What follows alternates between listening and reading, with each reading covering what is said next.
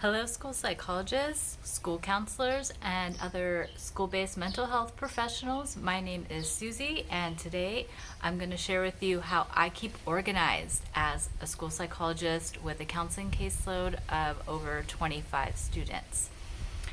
It's not a contest, if you have more or less, we all have whatever the school year brings to us, and we have to manage our caseloads with assessments if you're a school psychologist, and other duties, I'm sure, if you're social workers or school counselors. So in today's video, I'm gonna click it over so you can just look at my computer screen. It's not super exciting, but hopefully it'll be really helpful to you, give you some ideas on how I use mostly Google Forms and Word docs, and then also my cell phone to keep things organized and making sure that I see all of the students on my caseload for their designated times, whether it be twice a month, Fridays at 11:30, or weekly.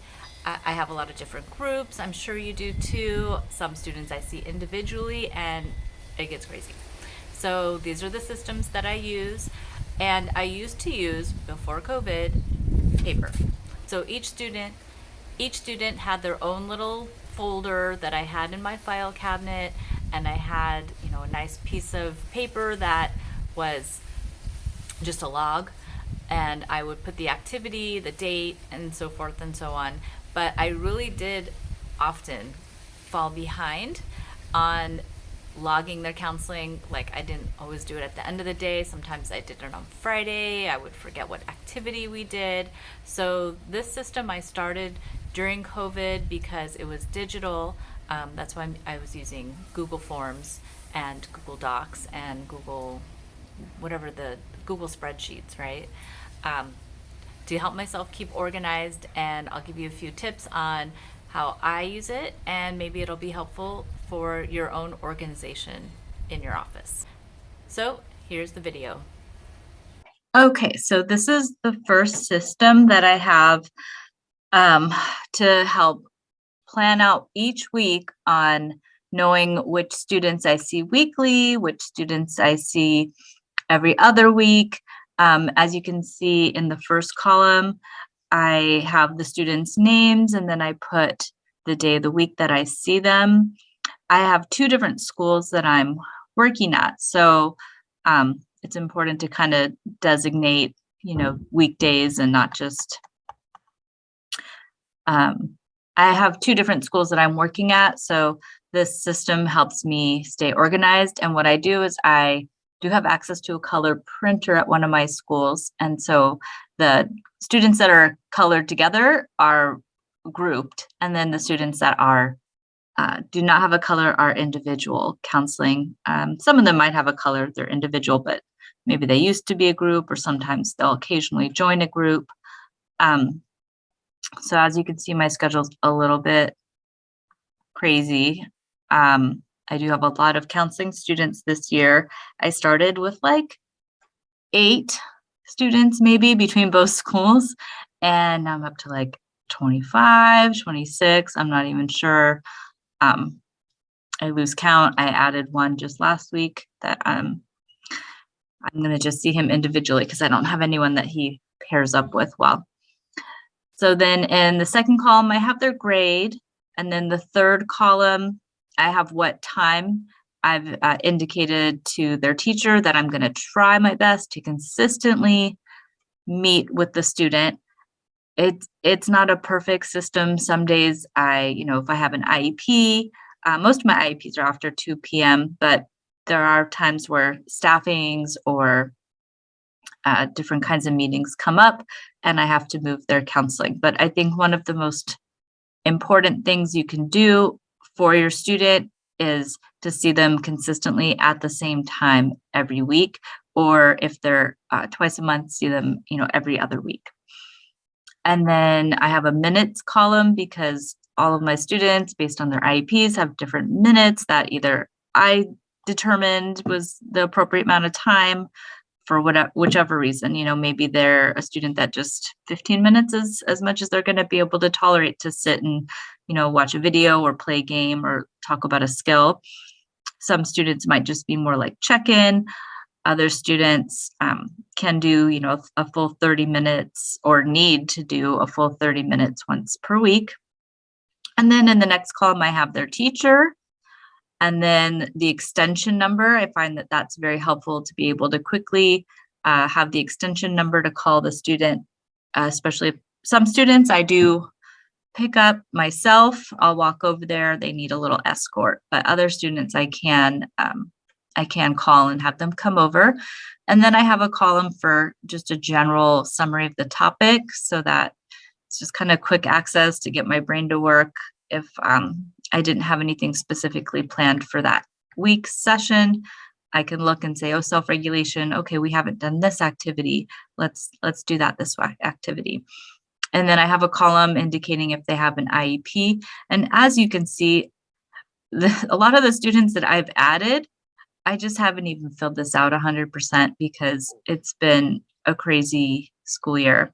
And then for students that do have an IEP, I do actually also have who their case holder is, which helps so that I can make sure that I have in my schedule when their annual IEP is. So that way, if their goals need to be updated and I need to write a new goal or end their service, I'm able to contact their case holder and find out when those meetings are, if we need to discuss or have a staffing, and like that. So this is my first system. Right now I have this here in a Google Doc. Right now I have this here in a Google Doc, but I actually just have it in a Word doc too. Either one's fine, but I think color coding the groups does help a little bit. Another system that you can't really see is that I take all of this information as far as times and days, and I put it into my cell phone personal calendar. And I used to even have alarms set because, I get writing a report or I observe a student and I lose track of time, and all of a sudden it's, somebody's certain counseling time. But this year, I just have everything in my phone. And I just look at my phone 500 times a day. I'm sure you do too. So another system that I have for keeping organized, it does really help to pre-plan what activities you're going to do because, as I said, I get really busy and, I forget sometimes, which activities I may have done with a certain student. And so if you're able to spend the time pre-planning, I would recommend it. If you can see, I pre-planned up until February this year, and then the time has just gotten away from me. So this was my original pre-plan from November and December for what activities I wanted to do with my students. And, the spring gets crazy. So the other system that I have that kind of helps me out to make sure that I'm not doing the same activity repetitively with my students is kind of incorporated into this Google form. It's my counseling documentation form. And this one's from last year. It's all confidential. You probably don't know me, so you don't know these students, and I don't have their last names even in there. So it's nice and confidential as far as just keeping records of what dates I see students, and what activities, and it's a really easy form to make. So you can just, let's say you wanted a student, the first box, I would just do the check boxes. See right here, you have different options. So I do the check boxes, and let's say I was seeing the student Gabe and Mason together. Oh, this is the form you used to make it, so you can't click on them. But if you wanted to add a student, I had Jane, got added to my caseload this week. Great. Hi, Jane. Let's get to know each other. And then this year, I actually also added classrooms as I go into special day classrooms. So let's say I was going into the special day classroom for Miss Moran.